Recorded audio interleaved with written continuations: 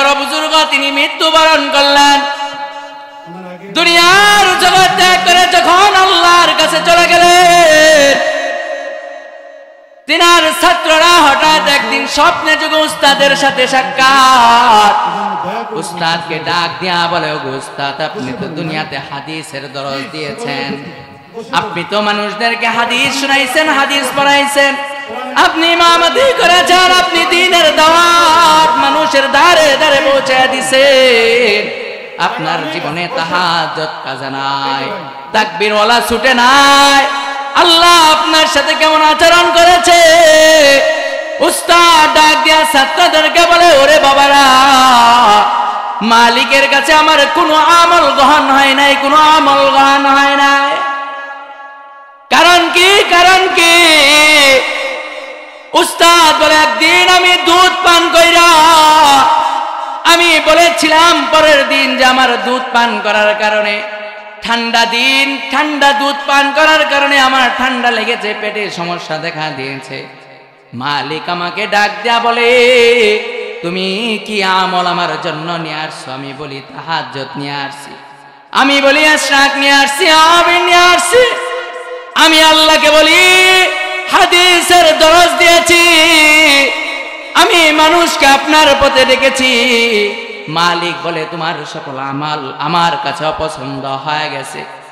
কারণ কি? কারণ কি? অপছন্দের কারণ কি? আল্লাহ তাআলা জানা দেয়, ওই যে তুমি একদিন বলেছিলা দুধ পান করার কারণে তোমার ঠান্ডা লেগেছে, আর ঠান্ডা লাইগা লাইগা তোমার পেটে সমস্যা হয়েছে, এই কারণে মালিক এই কথাটা ভালো লাগে নাই, তোমার আমল আমি গ্রহণ করি নাই। তখন আল্লাহর ওলি জানা দেয় ছাত্রদেরকে, আমি পেরেশান হয়ে গেছি, কি উপায় হবে আমার? এই চিন্তা করতেছি। আল্লাহ বলে,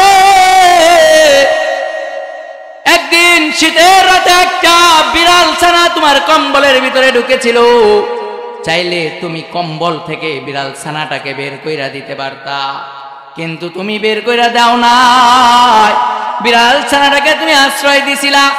আমি আল্লাহ রহমান,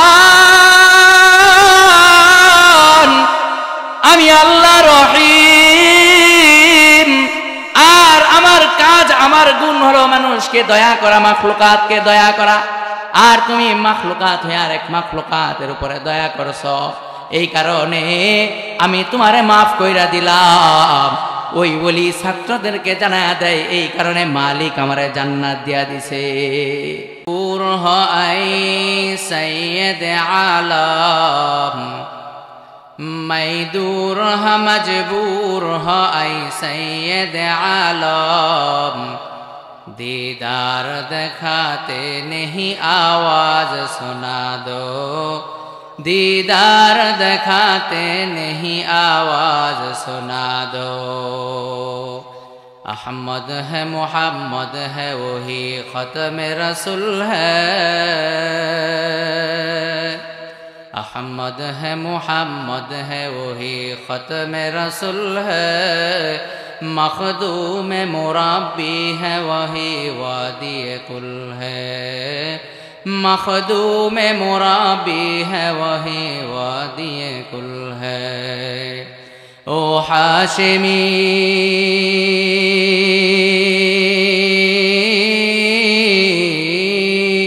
ओ हाशिमी माँ की मदनी उल अरबी है, ओ मेरा नबी सबका नबी है, ओ मेरा नबी सबका नबी है।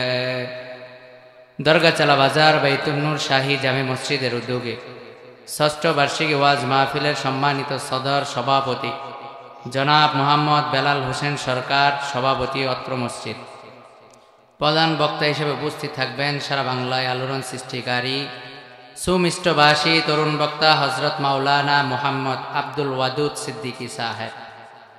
আরও যারা উপস্থিত আছেন অন্যতম হলেন সুমিষ্টভাষী তরুণ বক্তা ও ইসলামী সঙ্গীত শিল্পী হাফেজ মাওলানা নজরুল ইসলাম আজাদি সাহেব। আমার পরম সদ্য বড় ভাই বন্ধুবর মানুষ, আল্লাহ তাআলা তিনার কণ্ঠের মাঝে বারাকা দান করুক, সকলেই বলেন আমিন।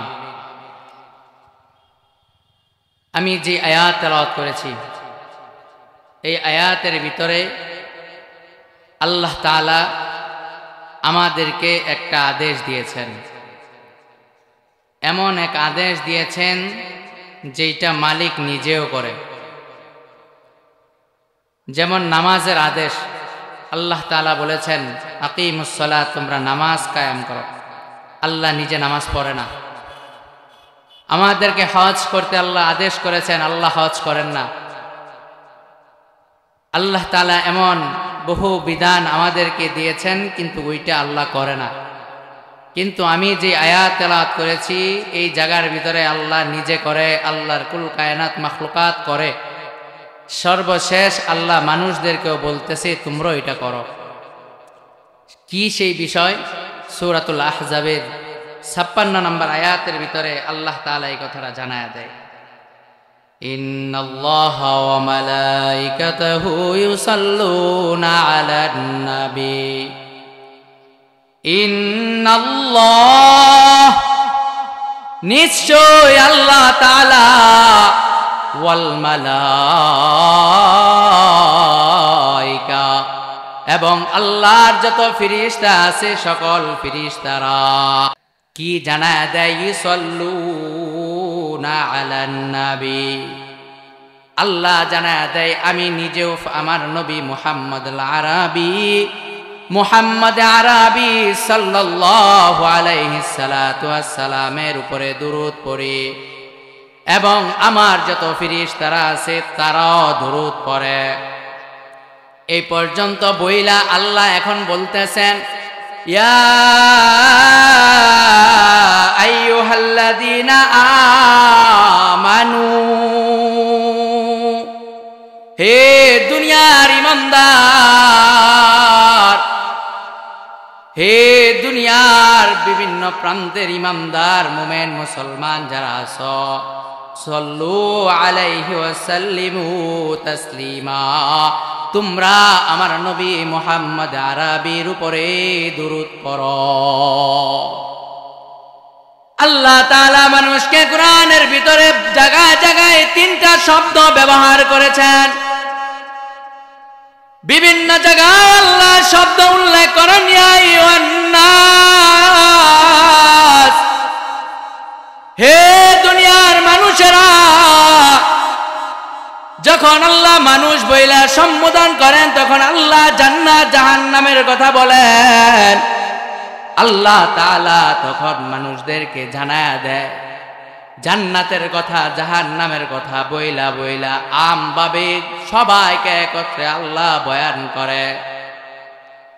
কিন্তু যখন আল্লাহ জান্নাতের সুসংবাদ দেয়, কোন আমলের কথা বলে, আল্লাহ মায়া কইরা আদর কইরা মানুষের মধ্য থেকে একটা শ্রেণীকে আল্লাহ পার্থক্য কইরা দেয়, যাদের ঠিকানা হবে জান্নাত,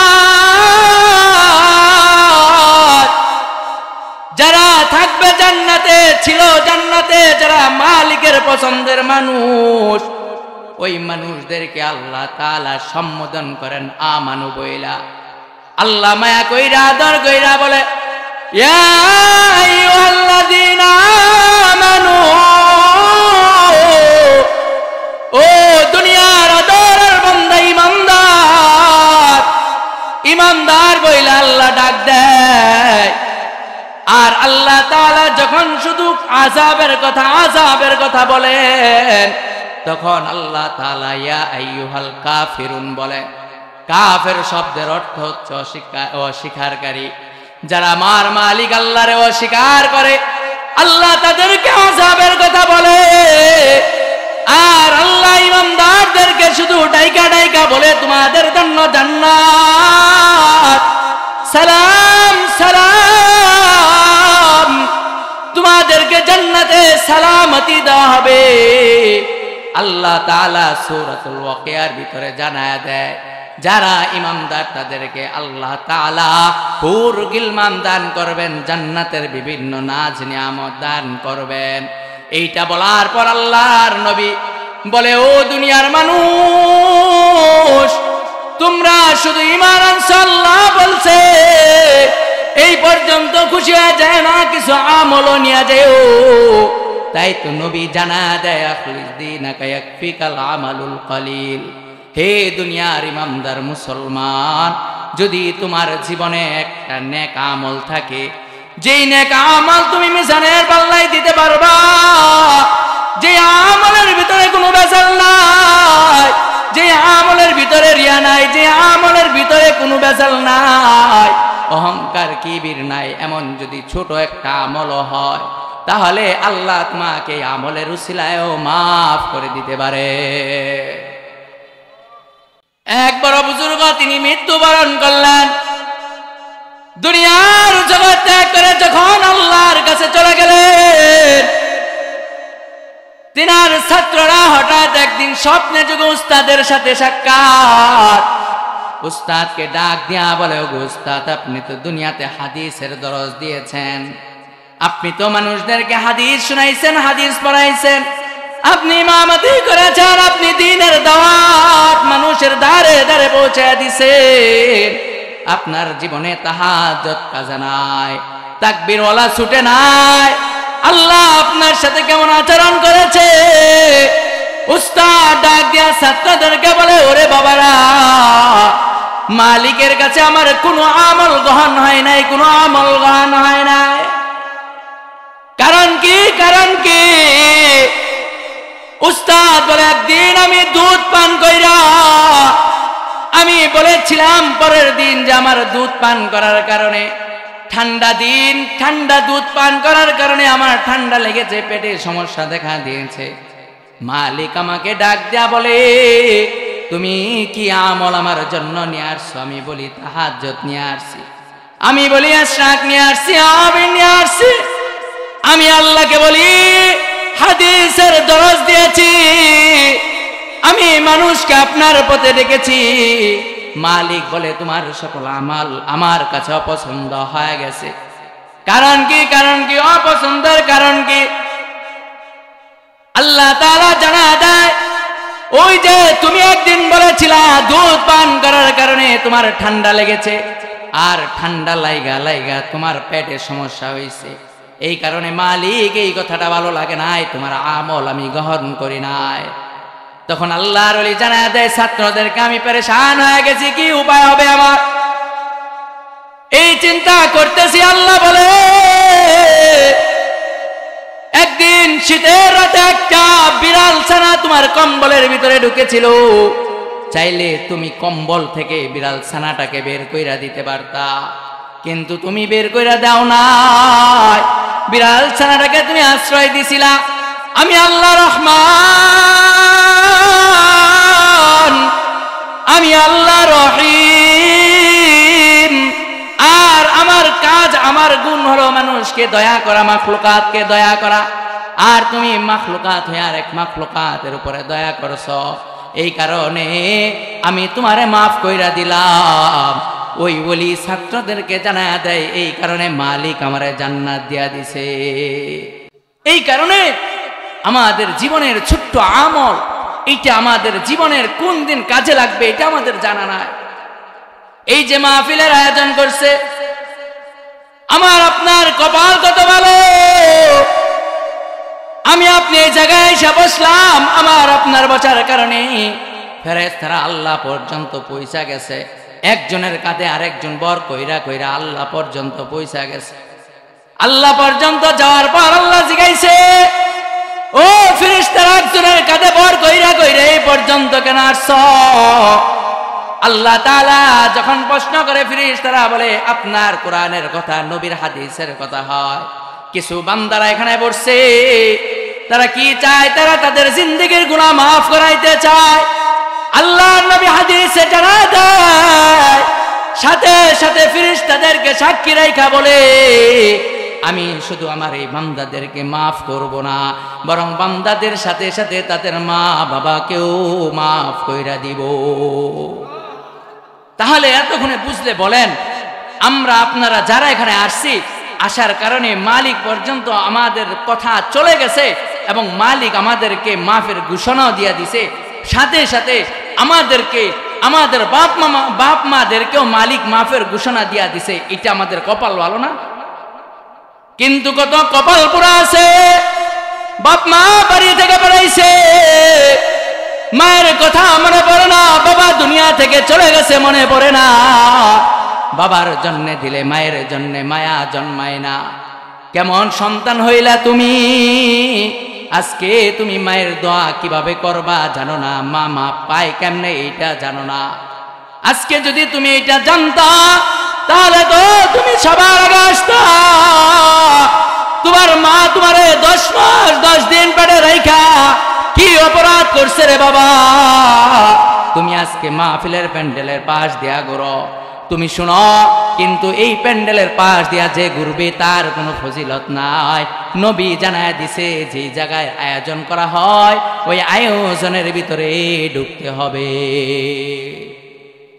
তাহলে বলতেছিলাম, আল্লাহ যাদেরকে ভালোবাসে, যাদেরকে পছন্দ করে, তাদেরকে ইমানদার বলে রাখে। আবার আল্লাহ জানা দেয় আমি ভালোবাসি, তারা আমারে কেমন ভালোবাসে। ওয়াল্লাযীনা আমানু আশাদ্দু হুব্বান লিল্লাহ, আল্লাহ সূরাতুল বাকারার ভিতরে জানা দেয় যারা ঈমান আনয়ন করছে তারা একমাত্র আমি আল্লাহরে ভালোবাসে। কেমন ভালোবাসে? দুনিয়ার সব কিছুর থেকে আমি মালিক রে তারা বেশি ভালোবাসে। এই কারণে মালিক বলে আমিও দুরূদ পড়ি, আমার ফেরেশতারা দুরূদ পড়ে। ও আমার পছন্দের বান্দারা রে, তোরাও আমার নবীর উপরে দুরূদ পড়, আমার নবীর উপরে তোরা দুরূদ পড়। এই জায়গায় দুরূদের একটা শব্দ, এটার জায়গা বিশেষ অর্থের ব্যবধান হয়। দুরূদ এমন এক শব্দ, দুরূদ যে এইটার অনেকগুলি অর্থ আছে। যখন দুরূদ আল্লাহ পরে কথা যখন আল্লাহর সাথে যখন সম্পৃক্ত হয় তখন তার অর্থ দ্বারাই রহমত বর্ষণ করে। যখন ফেরেশতাদের সাথে দুরূদ শব্দ ব্যবহার হয়, যে ফেরেশতারা দুরূদ পড়ে, তখন অর্থ হয় ফেরেশতারা মাগফিরাতের দোয়া করে। আর যখন মাখলুকাতের সাথে দুরূদের অর্থ হয়, দুরূদ সম্পৃক্ত হয়, তখন এইটার হয় যে মাখলুকাত তাদের জন্য মাগফিরাতের দোয়া করে। আর যখন দুরূদ এটা কোনো বান্দার সাথে সম্পৃক্ত হয় তখন তার অর্থ হয় নবীর শিখিয়ে দেওয়া দুরূদ পড়ার উপরে। এখন আমি আর আপনি দুরূদ পড়লাম, আল্লাহ বইলা দিছে ইমানদার দুরূদ পড়ো, তাহলে আমার আপনার কি লাভ হবে, কি লাভ হবে? নবী জানায় দেয়, আন আনাস রাদিয়াল্লাহু তাআলা আনহু قال قال النبي صلى الله عليه وسلم من صلى علي واحدا صلى الله تعالى عشرا।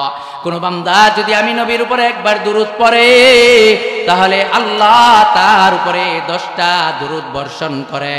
তাহলে বলেছিলাম আল্লাহর সাথে দুরূদের সম্পৃক্ত হলে অর্থ হয় রহমত। তাহলে বান্দা একবার মালিকের নবীর উপরে দুরূদ পড়লো, আল্লাহ তার উপরে 10টা রহমত বর্ষণ করে। আল্লাহর একটা রহমত এত বিশাল, এত বিশাল, যদি কোনো মানুষ একটা রহমতের অংশীদার হয়ে যায়, তার লাইফ সেটেল হয়ে যায়, তার জিন্দেগির মূল পরিবর্তন হয়ে যায়। আজকে আমাদের সমাজের বহু যুবক আছে চাকরি নাই, বহু মুরব্বী বাবাজিরা আছে অসুস্থ ভুগতেছে। কিতাবের ভিতরে লেখে কোনো মানুষ যদি অধিক পরিমাণ দুরূদ পড়ে তাহলে দুনিয়ার ফজিলত হলো আল্লাহর রহমত পায়া পায়া সেই লোকটা সুস্থ হয়ে যাবে। কিতাবে লেখে কারো খাবারের ব্যবস্থা নাই, কঠিন মুসিবত আছে, ওই মানুষটা যদি বেশি বেশি দুরূদ পড়ে তাহলে বেশি বেশি দুরূদ পড়ার কারণে আল্লাহ তার চাকরির ব্যবস্থা করে দিবেন, আল্লাহ তার রিজিকের ব্যবস্থা করে দিবেন। কারো মা হয় সন্তান হয় না, কত পর্দার আড়ালের মা আছে, 10 বছর হয়েছে বিয়ে হয়েছে, 5 বছর 7 বছর হয়েছে বিয়ে হয়েছে, ওই মা যদি বেশি বেশি দুরূদ পড়ে তাহলে নবী জানায়া দেয় যে এই দুরূদের ফজিলতের কারণে, বরকতের কারণে আল্লাহ তাআলা তার দুনিয়ার সকল সমস্যার সমাধান করে দিবে। এখন আপনি আর আমি যদি বলি একবার দুরূদ পড়লাম 10টা রহমত পাইলাম, আমি একবার নয় আরো বেশি পড়ব, তাহলে আমার জন্য কি ব্যবস্থা, আমার জন্য কি ব্যবস্থা? আল্লাহর নবী জানায়া দেয়, ক্বালান নবী সাল্লাল্লাহু আলাইহি ওয়াসাল্লাম, মান সাল্লা আলাইয়া হিনা ইসবিহু আশরা, কোন বান্দা যদি আমার উপরে 10 বার সকালে দুরূদ পড়ে, ওয়া হিনা ইউমসি আশরা, কোন বান্দা যদি রাতে আমার উপরে 10 বার দুরূদ পড়ে, তাহলে আদরাকাতহু শাফাআতি ইয়াউমাল কিয়ামা, আমি ওই বান্দাটাকে কিয়ামতের দিন সুপারিশ করব। আল্লাহ তাআলার নবী জানায় দেয় কিয়ামতের দিন সুপারিশ করবে। আমি আর আপনি যদি বলি ওগো নবী আমি 10 বার নয় আরো বেশি দুরূদ পড়ব, আল্লাহর নবী আরো জানায় দেয়, عن ابن مسعود رضي الله تعالى عنه قال النبي صلى الله عليه وسلم أولى الناس بيوم القيامة أكثرهم علي صلاة, উম্মতের মাঝে ওই সকল উম্মত কিয়ামতের দিন আমার খুব কাছাকাছি থাকবে যারা আমি নবীর উপরে বেশি বেশি দুরূদ পড়ে। বেশি বেশি দুরূদ পড়লে দুনিয়াতে কেমন হয়? আমি আর আপনি যদি বেশি বেশি দুরূদ পড়ি, তাহলে আমার আপনার উপকার কি হবে? কিয়ামতের দিন আমি আপনি নবীর কাছাকাছি থাকব। দুনিয়াতে আমার আপনার লাভ যে আমার আপনার জিন্দেগির সকল পেরেশানি দূর হয়ে যাবে। সন্তান কথা শুনে না, কথা শুনে যাবে। বিবি কথা শুনে না, বিবিও কথা শুনতে বাধ্য হবে। দুনিয়ায় আমি ঋণগ্রস্ত হয়ে আছি, ঋণ পরিশোধ আল্লাহ করে দিবে। আমি দুরূদ বেশি বেশি পড়লে শুধু দুনিয়াতে লাভ, পরকালে লাভ এমন নয়, বরং মৃত্যুর সময়ও আমার বড় লাভ হবে। এক বুজুর্গ শিবলি নুমানি রহমাতুল্লাহি আলাইহি, তিনি একবার হজ করতে যখন বাইতুল্লাহ যায়, বাইতুল্লাহ যাওয়ার পরে তিনি দেখেন এক যুবক তোয়াফ করে আর শুধু দুরূদ পড়ে। শিবলি নুমানি প্রথম দিন দেখলেন, দ্বিতীয় দিন দেখলেন, তৃতীয় দিন দেখলেন, শুধু একজন যুবক, সে শুধু দুরূদ পড়ে। তারপর ওই যুবককে শিবলি নুমানি ডাক দেয়া বলে, ও যুবক, আমি দেখলাম তুমি প্রতিবার প্রতি কাজে দুরূদ পড়ো, ইস্তেনজায় গেলেও আগে দুরূদ পড়ো, বের হয়েও দুরূদ পড়ো, মসজিদে ঢুকতেও দুরূদ পড়ো, মসজিদ থেকে বের হইতেও দুরূদ পড়ো, হার কাজে প্রতিটা কাজে তুমি দুরূদ পড়ো। তুমি কি আর কোনো দোয়া জানো না? শুধু তুমি কেন দুরূদ পড়ো? যুবক ডাক দিয়া শিবলি নুমানিকে বলে, ওগো আল্লাহর বান্দা, আপনাকে দেখে মনে হয় আপনি আল্লাহর প্রিয় বান্দা, কোনো আলেম, হক্কানি মুহাক্কিক, কোনো বুজুর্গ আলেম। তাহলে শুনেন আমি দুরূদ পড়ার কারণ কি, কেন আমি দুরূদ পড়ি? যুবক ডাক দিয়া বলে, আমিও একবার আমার বাবাকে নিয়ে এই বাইতুল্লাহ জিয়ারতে হজ করতে আমি আসলাম। যখন আমি আসলাম, আমাদের বড় একটা কাফেলা নিয়ে আমরা হজের জন্য মক্কা মুনাওয়ারাতে আসলাম, বাইতুল্লাহ জিয়ারত করার জন্য আসলাম।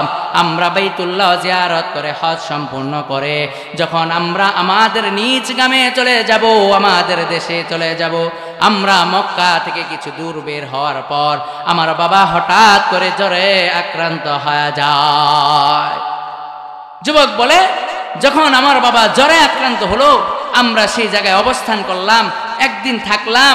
থাকার পরে আমি আমাদের যত পানি ছিল, এই পানির থেকে বেশ কিছু পানি আমার বাবার মাথায় দিলাম, পানি পান করানোর পর একদিন কেটে যাওয়ার পর আমার বাবা কিছুটা সুস্থ হলো। সুস্থ হওয়ার পর আবার কিছু দূর যাওয়ার পর আমার বাবা আবারও সুস্থ হয়ে যায়। আর এমন অসুস্থ হয়েছে যে আমার বাবার জ্বর আগের থেকে আরো অনেক বেশি গুণে বেড়ে গেছে। যখন আমার বাবার জ্বর অনেক গুণ বেড়ে গেছে, কাফেলার মানুষরা বলে, আমরা কি করব এখন? আমি কাফেলার মানুষদেরকে বললাম, আমার বাবা একবার অসুস্থ হয়েছে, আপনারা থেমেছিলেন, আপনারা অবস্থান করেছিলেন, আবারও শরীরের মতি গতি ভালো দেখা যায় না। এক কাজ হইছে, আপনারা চলে যান, আমার বাবা সুস্থ হলে নিয়ে আমি পেছনে পেছনে আসতেছি। যখন শিবলি নুমানি ওই যুবক বলতেছে শিবলি নুমানিকে, যুবক ডাক দেয়া বলে, ওগো আল্লাহর ওলি বুজুর্গ, কাফেলার সকল মানুষ চলে যায়, আমার বাবার জ্বর বাড়তেই থাকে। আমার কাছে যত পানি ছিল সকল পানিগুলি আমি আমার বাবার মাথায় ঢাললাম। একটা সময় আমার কাছে পানি ফুরায় গেছে। পানি ফুরায় যাওয়ার পর এখনো জ্বর থামে না, সন্ধ্যা গনিয়ে আসছে। এমন সময় আমার বাবা মৃত্যুবরণ করেছে। শিবলি নুমানি বলে, সহজের কাহিনী বলছো, তোমার বাবা মৃত্যুবরণ করছে, এর সাথে দুরুদের সম্পর্ক কি? তুমি কেন দুরুদ পড়ো সেইটা তো এখনো বলো নাই। যুবক ডাক দিয়া বলে, ওগো আল্লাহর বান্দা, ওগো আল্লাহর ওলি,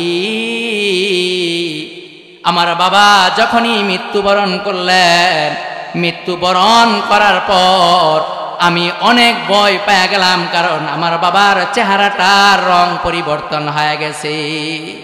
আমার বাবার চেহারা কুৎসিত হয়ে গেছে। আমার বাবার সুন্দর চেহারাটা একবারে কালো কুচকুচা হয়ে গেছে, ভয়ঙ্কর একটা চেহারা ধারণ করছে।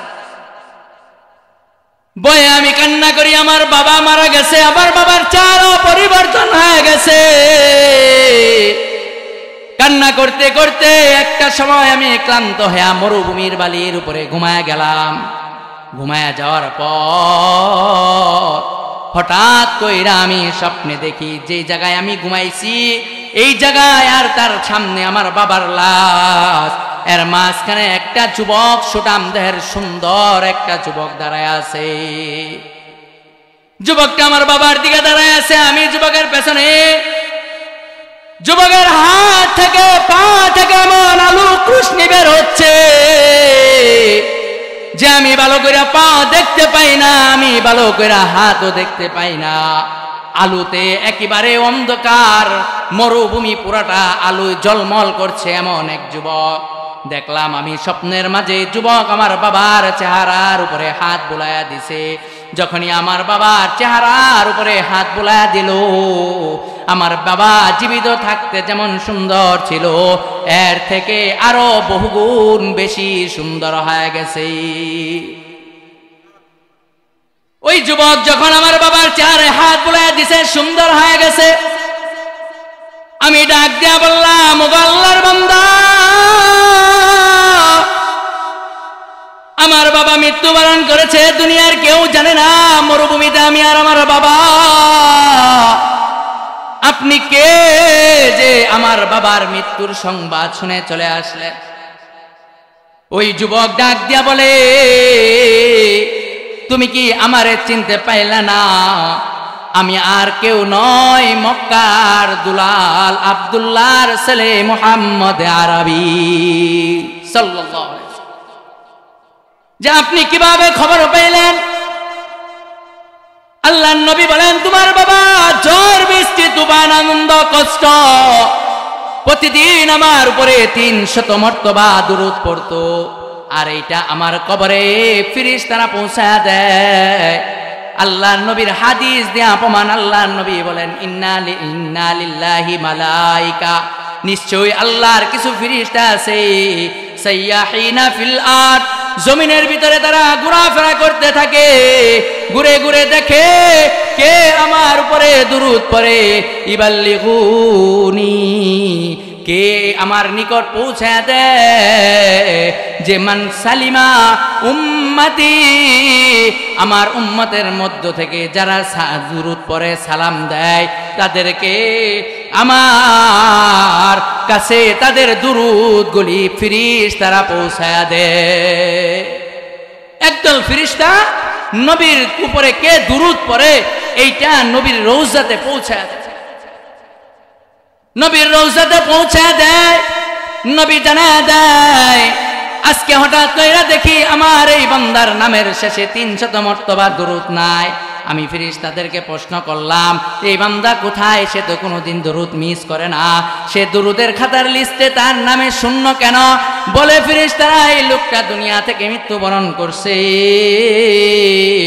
আর এই লোকটা মৃত্যু হয়ে গেছে। নবী ফেরেশতাদেরকে জিজ্ঞাসা, লোকটার সাথে আল্লাহ আচরণ কেমন করেছে? বলে লোকটা বড় বদকার ছিল, এই কারণে তার চেহারা পরিবর্তন হয়ে গেছে, চেহারা পাল্টে গেছে। যখন আমি শুনলাম আমার একটা আশা তার চেহারা পরিবর্তন হয়ে গেছে, তখন আমি কি আর রোজাই থাকতে পারি? আমি স্বয়ং নবী তার কাছে চলে আসছি, আয়েশা আমি তার চেহারার উপরে হাত বুলায় দিচ্ছি। তাহলে নবীর উপরে দুরূদ বেশি পড়া। এখন আমাদের সমাজে একটা প্রচলন আছে, এক শ্রেণীর মানুষ তারা নবীর উপরে দুরূদ পড়ে, কিন্তু মনে করেন নবী হায়াতুন নবী। এটা সত্য, আমার আপনার নবী হায়াতুন নবী, আমার আপনার নবী কবরে জীবিত অবস্থায় আছে, কিন্তু আমার নবী আল্লাহর যেই গুণ হাজির নাজির, আল্লাহ সব জায়গায় বিরাজমান, আমার আপনার নবী সব জায়গায় বিরাজমান নয়।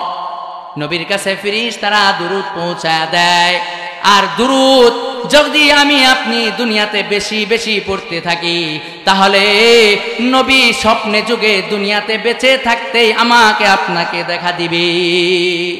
আল্লাহর নবী বলেন, যে মানুষ দুনিয়াতে আমাকে দেখলো, সেই মানুষটা স্বপ্নে দেখলো যে আমারে, সে যেন আমাকেই দেখলো। কারণ শয়তান অন্যান্য নবীদের সুরত ধরতে পারত, কিন্তু শয়তান একমাত্র আমি নবী মুহাম্মদ আরবি আমার সুরত ধরতে পারে না। তাহলে এতক্ষণ দুরূদের কথা বললাম, দুরূদ পড়লে ফজিলত, আমার আপনার মা বাবার গুনাহ মাফ, আমার আপনার মা বাবার আমলের জিন্দেগি ভালো হয়ে যাবে, আমার আপনার আল্লাহ সকল পেরেশানি দূর করে দিবে। তাহলে কোন দুরূদ পড়ব? এটা একটা প্রশ্ন থাকে, কোন দুরূদ পড়ব? আন আবি মুহাম্মাদিন কাব ইবনে উজরা রাদিয়াল্লাহু তাআলা আনহু قال, আবি মুহাম্মাদিন কাব ইবনে উজরা থেকে বর্ণিত, তিনি বলেন, তিনি বর্ণনা করেন, তিনি বলেন, খারাজা আলাইনা নবী সাল্লাল্লাহু আলাইহি ওয়াসাল্লাম, আল্লাহর নবী একবার আমাদের কাছে আসলো। ফাকুলনা, অতঃপর আমরা নবী আলাইহিস সালাতু ওয়াস সালামকে বললাম, কদ আলিমনা কাইফা নুসাল্লিমু আলাইকা, আমরা তো শিখেছি, জেনেছি কিভাবে আপনাকে সালাম দিতে হয়। ফাকাইফা নুসাল্লি আলাইকা, আপনাকে কিভাবে আমরা আপনার উপরে দুরূদ পাঠ করব। আবিক মুহাম্মদ কাব সে বলে যে আমরা তো সালাম শিখছি, নবী আপনাকে কেমনে সালাম দিব, কিন্তু আপনার উপরে দুরূদ পাঠ কেমনে করব, এইটা আমরা প্রশ্ন করলাম। সাহাবী বলতেছে, ক্বালা রাসূলুল্লাহ সাল্লাল্লাহু আলাইহি ওয়াসাল্লাম, আল্লাহর নবী বলেন, কি বলেন? কুলু, তোমরা বলো, আল্লাহুম্মা সাল্লি আলা মুহাম্মাদিন ওয়া আলা আলি মুহাম্মাদ কামা সাল্লাইতা আলা ইব্রাহিম ওয়া আলা আলি ইব্রাহিম ইন্নাকা হামিদুম মাজিদ।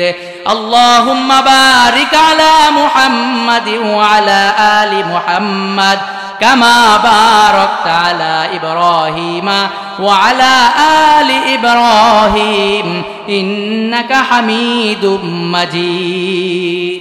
এই দুরূদটা সাহাবীদেরকে নবী শিখায়া দেয়। এই হাদিসটা মুসলিম বুখারী দুনো কিতাবের ভিতরে লেখছে। মুসলিম শরীফের এই হাদিসের নাম্বার হচ্ছে 406, 406, এটা হচ্ছে মুসলিম শরীফের হাদিসের সংখ্যা। আর বুখারী শরীফে এই হাদিসটা যে রওয়ায়াত করেছে, হাদিসের সিরিয়াল অনুযায়ী 3370, 3370, এটা হচ্ছে বুখারীর হাদিসের সিরিয়াল, যেই সিরিয়ালে হাদিস লেখা হয়েছে। এই কারণে আমরা উলামায়ে কেরাম যখনই কোনো দোয়ার মজমায় দোয়া করতে চাই, তখন আমরা এই দুরূদ পড়ি। আর নবী জানায়া দিয়েছে, কোন দোয়ার ভিতরে যদি দুরূদ না থাকে, তাহলে এই দোয়া আসমানে ঝুলে, এই দোয়া মালিক পর্যন্ত পৌঁছে না। তাই আল্লাহ তাআলা আমাদের সকলকে দুরূদের উপরে বেশি বেশি আমল করার তৌফিক দান করুক। সকলেই বলি আমিন। ওয়া আখিরি দাওয়ানা আনিল হামদুলিল্লাহি রাব্বিল আলামিন।